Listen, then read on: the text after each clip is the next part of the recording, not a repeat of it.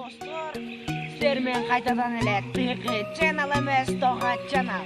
Sizler ойлоп жатсаңар керек, эмнеге видеону караңгыда тартып жатат деп, биз караңгыны өтө сүйөбүз. Бүгүнкү күндө силерге турникти оңой жол менен тартышты үйрөтөм. Кеттик Ержан досум.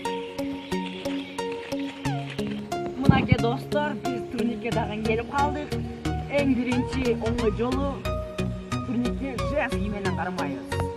Бутты кичине көтөрөбүз дагы тартмайбыз. Кыска да газа чүрөсө да көп тартмабыз. Эмдемесе эркекче тартып көрөбүз.